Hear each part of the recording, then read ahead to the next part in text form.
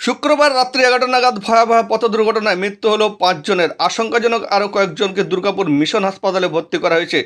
জানা যায়, একটি বেপরোয়া দ্রুতগামী ট্রাক প্রথমে একটি টোটো গাড়িকে ধাক্কা মারলে টোটো গাড়িতে থাকা এক দম্পতি আর এক ব্যক্তির মৃত্যু হয়। তাদের বাড়ি পর্বতপুর গ্রামে নিতুড়িয়া থানা এলাকায়।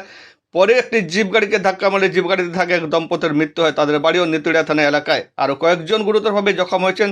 তাদের উদ্ধার করে দুর্গাপুর হাসপাতালে চিকিৎসার জন্য পাঠানো হয়েছে। নিতড়া থানার পুলিশ ঘাতক ট্রাকটিকে আটক করেছে। ইতিমধ্যে মৃতদেহগুলি পাঠানো হচ্ছে পুরুলিয়া দেবেন Mahato government medical college and হাসপাতালের মর্গে ময়না তদন্তের জন্য। জানা যায়, একটি বিয়ে বাড়ি থেকে একটি টোটোতে করে এক দম্পতি এবং তার এক আত্মীয় ফিরছিলেন। প্রথমে ওই ট্রাকটি টোটোটিকে ধাক্কা মারলে ঘটনাস্থলে মৃত্যু হয় 3 জনের। পরে একটি জিপ গাড়িকে গিয়ে ধাক্কা মারে ট্রাকটি, সেখানে গুরুতরভাবে জখম হয় সকলেই। তবে তাদের মধ্যে এক দম্পতির পরে মৃত্যু হয়। বাকিরা আশঙ্কাজনক অবস্থায় রয়েছে। তাদের চিকিৎসার জন্য পাঠানো হয়েছে দুর্গাপুরের হাসপাতালে।